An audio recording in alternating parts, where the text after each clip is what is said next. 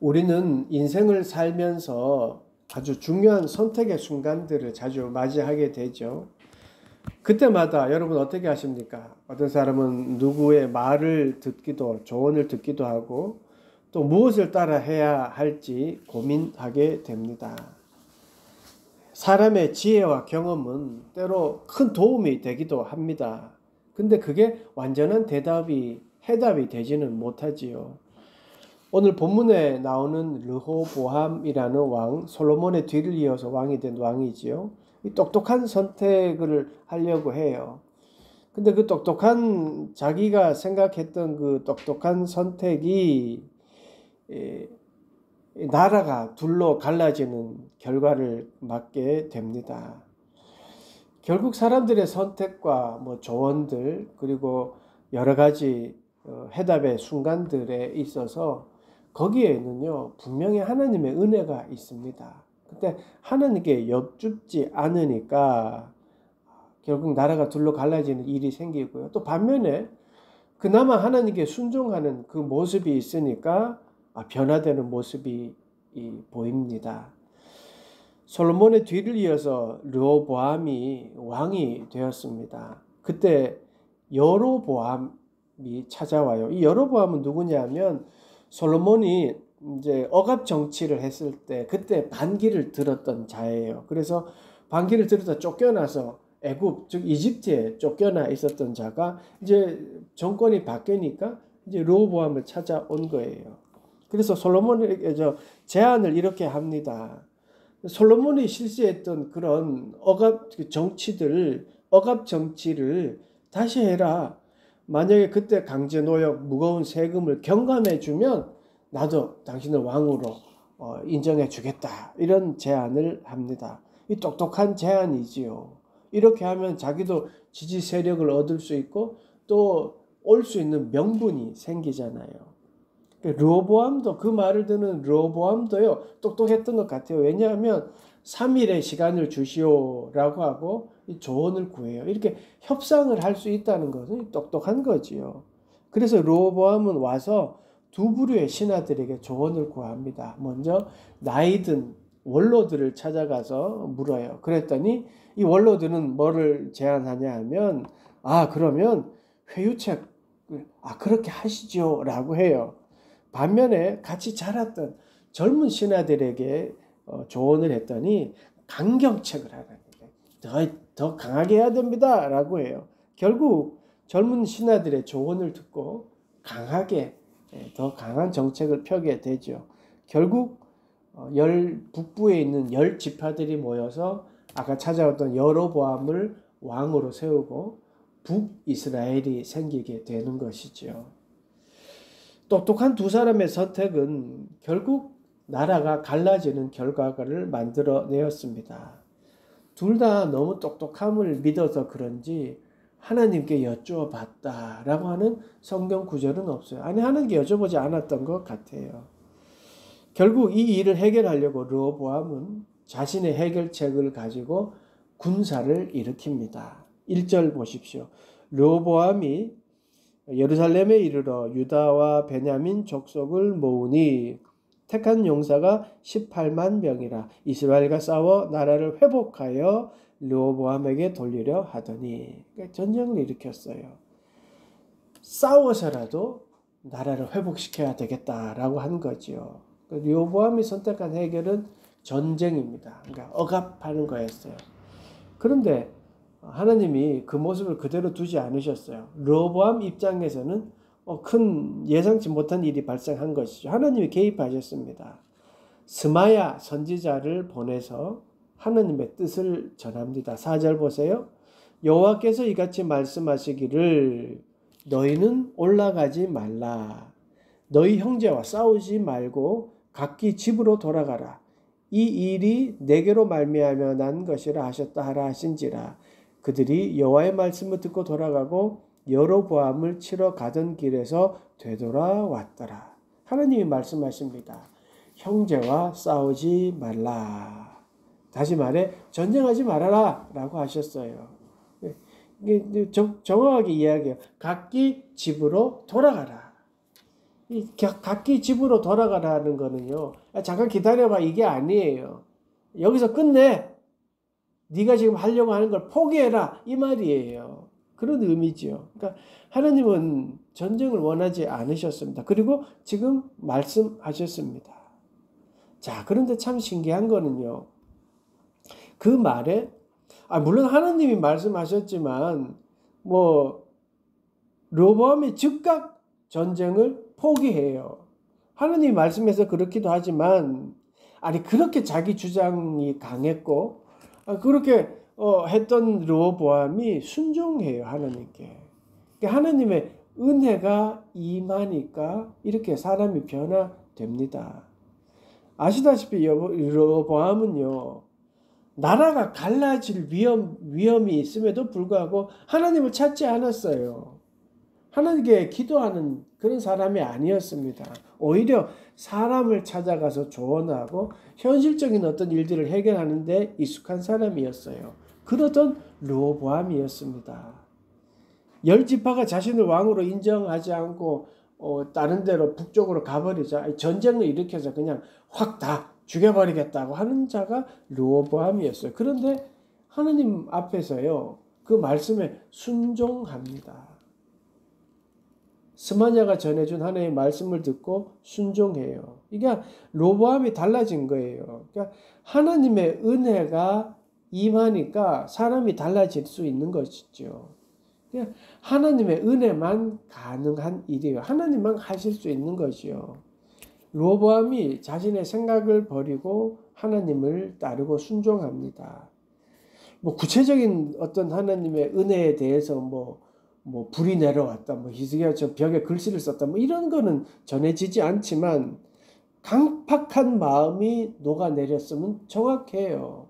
그렇게 혈기를 가지고 있었던 자가 포기했어요.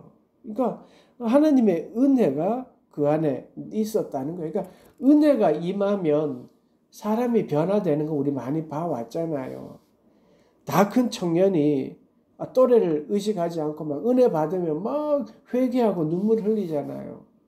또 어린아이들도 지가 지은 죄가 뭐 그렇게 많다고 하는 예수님 앞에 눈물 흘리면서 회개하잖아요. 이게 은혜만이 가능한 거예요. 하나님의 은혜가 임하니까 하나님의 손길이 닿으니까 그렇게 사람이 변화되는 거거든요. 르호보암에게 그 은혜가 임한 거예요. 그래서 하나님의 말씀에 순종해서 거기에서 멈춥니다. 전쟁을 일으키기 위해서 10만 명을 넘는 사람을 모았어요. 얼마나 큰 일입니까? 근데 그 일들을 한순간에 포기해요. 그거는 은혜가 임하니까 가능한 거예요. 17절 보세요. 은혜 받은 르호보암의 모습이 이렇게 나옵니다.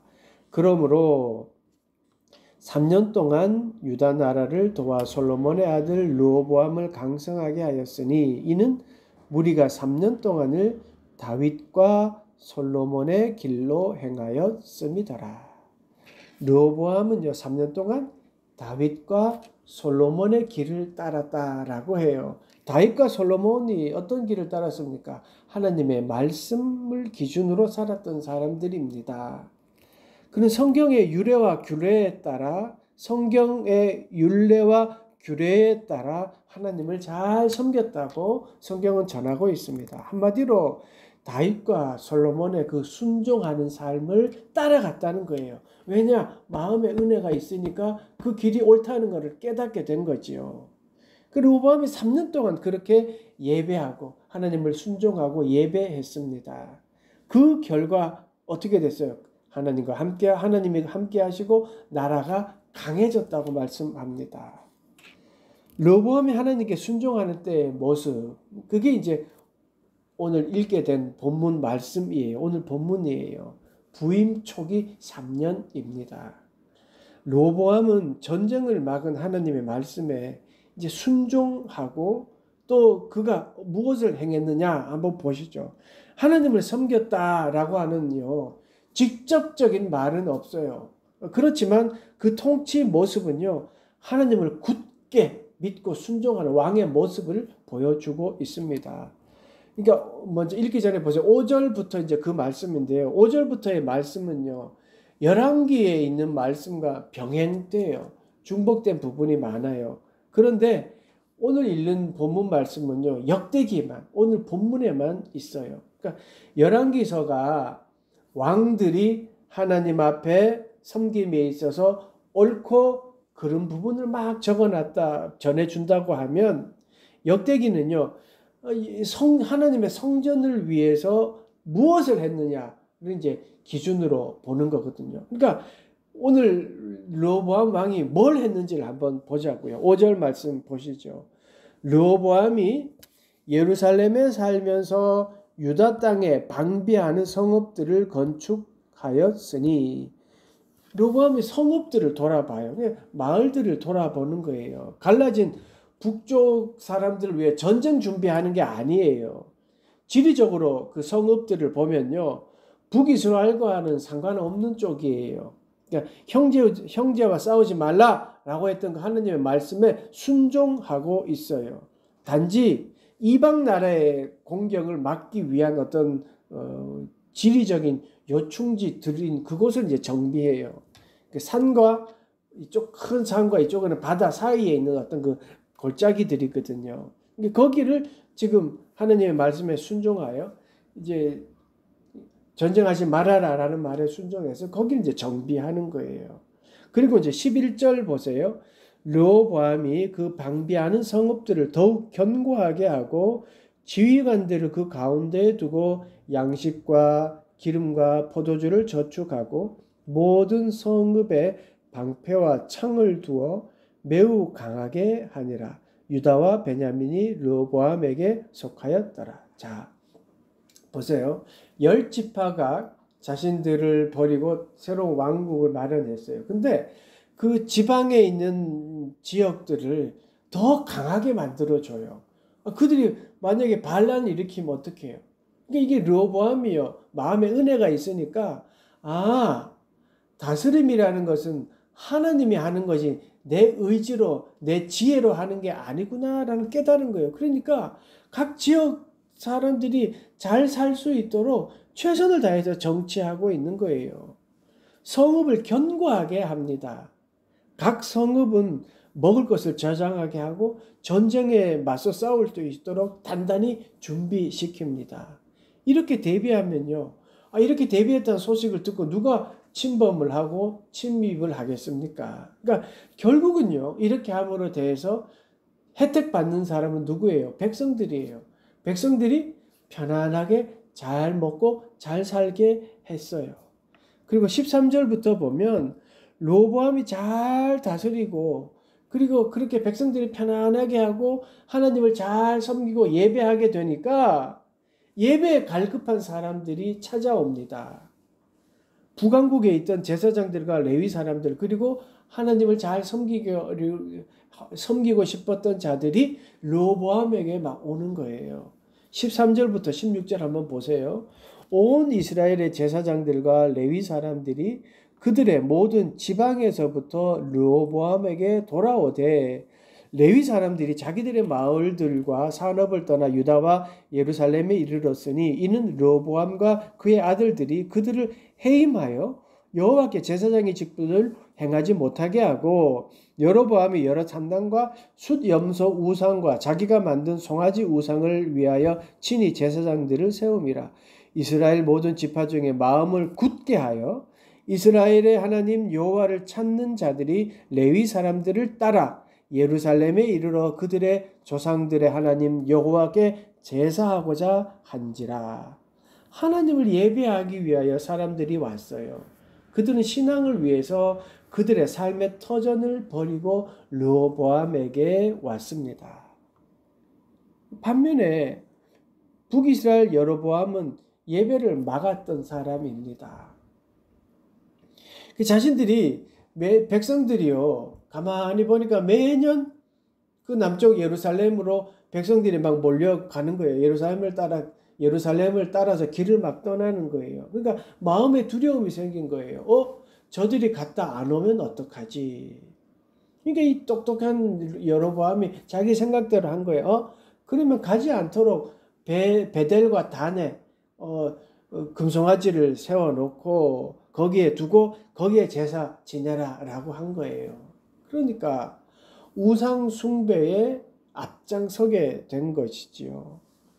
그래서 그 모습을 보고 레위 사람들과 제사장들이 여로보암이 잘 살게 하고 예배 잘 드리는 그곳으로 몰려오게 된 겁니다. 그러니까 이게요, 여로보암이 얼마나 정치를 잘하고 하나님을 잘 섬겼는지에 대한 반증인 거죠. 그러니까 잘하니까 그렇지 않은 곳에서 사람들이 몰려왔습니다. 그러니까 은혜가 있는 사람들이 행하는 일들에는 이렇게 사람들이 몰려오는 것 같아요.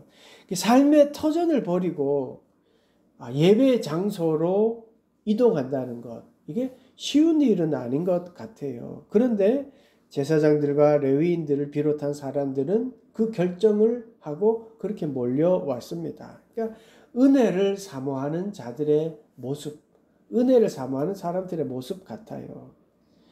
이 기본적으로요, 사람은요, 우리의 영혼은 하나님을 찾게 되어 있습니다.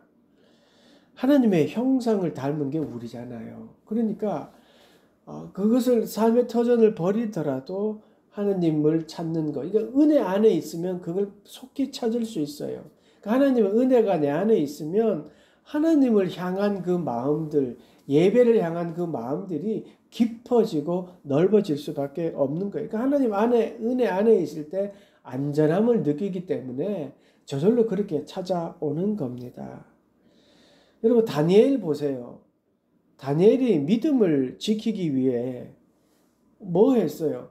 하루에 3번 예루살렘을 향하여 했었는데, 그거를 아주 이용해서 그렇게 기도하면 죽인다라는 법이 생겼는데, 그럼에도 불구하고 계속적으로 예루살렘을 향해 3번 기도했어요. 그렇게 기도하면 사자굴이 집어넣는다 라고 했지만 기도했어요. 왜 그렇게 했을까요? 왜 그렇게 했을까요? 하나님이 안전의 근본이고 하나님의 은혜로 자기가 살아간다는 것을 알기 때문에 그렇게 할 수 있었던 거예요. 하나님의 은혜 안에 있는 르호보암은요, 백성이 예배하도록 부족함이 없도록 나라를, 각 성읍들을 잘 다스렸어요. 그런데 안타깝게도 딱 3년이 지나자 이 르호보암이 3년이 가지 않았던 것 같아요. 하나님의 은혜를 은혜로 여기지 않게 됩니다.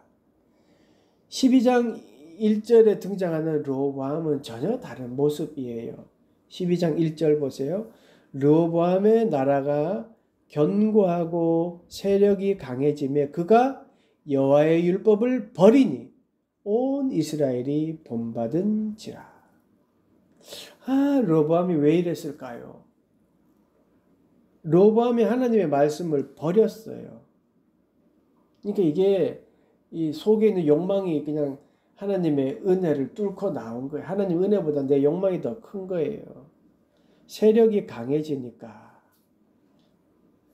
내가 잘해서 이렇게 되었구나. 내가 지혜가 있으니까 이렇게 만들어졌구나 라고 생각한 거예요. 자기가 잘나서 나라가 잘 된 줄 알았어요. 르호보암은 강한 나라, 견고한 왕권이 확립되자 원래 자아로 되돌아가 버립니다. 자기의 욕망에 따라 살기로 결정한 거지요. 하나님의 은혜를 버린 거예요. 은혜를 인식하지 않기로 한 거예요. 시간이 지나면서요, 하나님의 은혜를 은혜로 여기지 않게 된 겁니다. 자기의 욕망이 하나님의 은혜보다 더 커졌습니다. 3년 동안 강하게 된 것이 자기가 잘 다스려서 그렇게 된 줄 알았던 거예요. 하나님의 은혜를 은혜로 여기지 못하는 모습, 이게요, 여러분, 남의 이야기가 아닙니다. 개구리가요, 아시죠? 개구리를 따뜻한 물에 점점 데워지는 물에 넣어 놓으면 개구리가 따뜻해지니까 그냥 좋다 하고 있다 그냥 거기서 죽음을 맞게 되는 거예요. 주님이 그래서 우리에게 뭐라고 하셨냐면 깨어 있으라 라고 했어요. 예수님도 그렇게 하셨어요. 깨어 있어야 하는 이유 중에 하나가 우리가 은혜를 잊지 않기 위해서입니다. 은혜가 하나님의 은혜가 있으니까 그게 당연시 여기기도 하고요. 하나님의 은혜가 뭐 그냥 쉽게 여겨지는 거예요. 근데 그렇게 되다 보면 르호보암처럼 되는 거예요. 르호보암은 3년 동안은 하나님을 기억하고 다윗과 솔로몬의 길을 따랐어요. 그런데 3년이 지나니까 이상하게 변해버린 거예요. 은혜가 없으니까요. 하나님을 기억한다는 거, 하나님을 기억했기 때문에 그가 펼쳐지는 정책과 모든 일들이 백성들을 평안하게 만들고 예배하기에 좋은 환경으로 만들었어요. 그래서 사람들이 몰려왔던 거예요. 그런데 르호보암이 하나님의 은혜를 깨닫지 못했어요. 아니 잃어버린 거예요. 자기의 성취 욕망에 취해 있는 거예요. 그러니 하나님보다 스스로의 지혜를 믿게 되었어요. 3년 동안 그렇게 하니까 성취감이 얼마나 컸겠어요.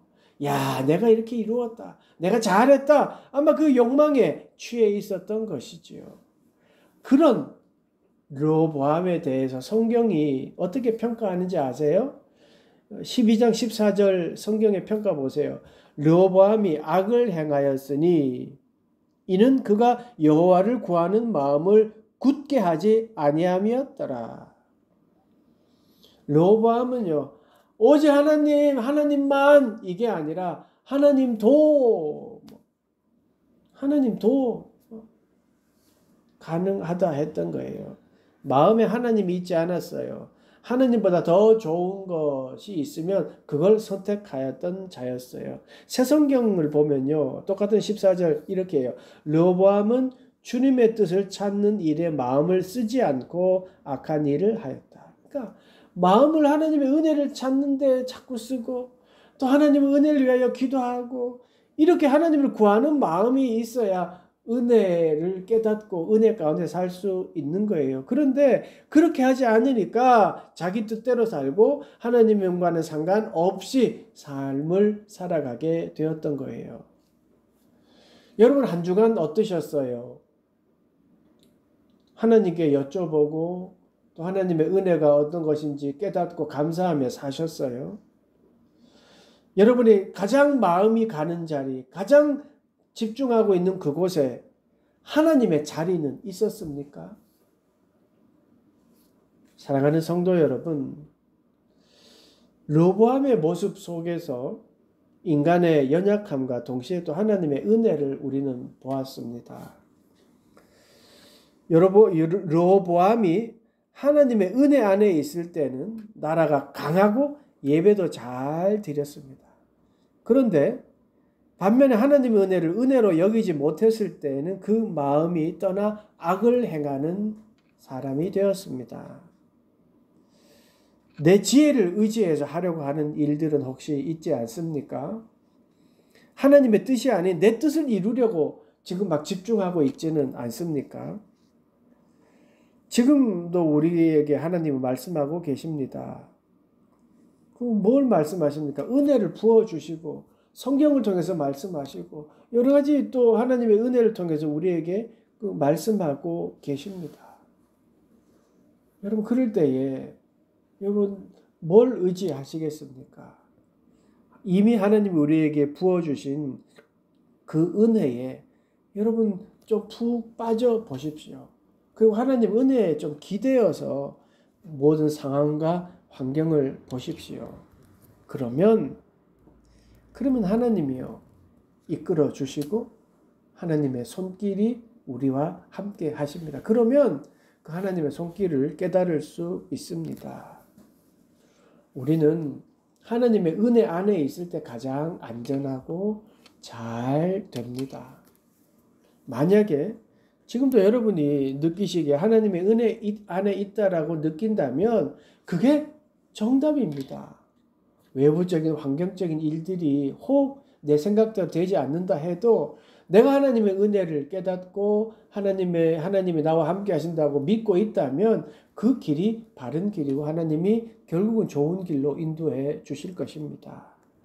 한 주간 한 주간 하나님의 은혜 안에 있을 때 가장 안전하고 평안하다는 것을 깨닫고 그렇게 하나님의 은혜 안에 살아가는 여러분 되시기를 간절히 축원합니다. 기도하겠습니다. 하나님, 우리 가운데 함께 하셔서 은혜로 또 하나님이 주신 그 은혜를 감사하며 살아가는 우리 모두가 되도록 축복하시고 인도하여 주시옵소서. 질병 가운데 또 치료 가운데 있는 모든 이들에게 하나님의 은혜를 내려주시옵시고 우리가 기도하는 자립 청소년들에게도 하나님의 은혜를 내려주시옵소서. 감사드리며 예수 그리스도 이름으로 기도드리옵나이다. 아멘.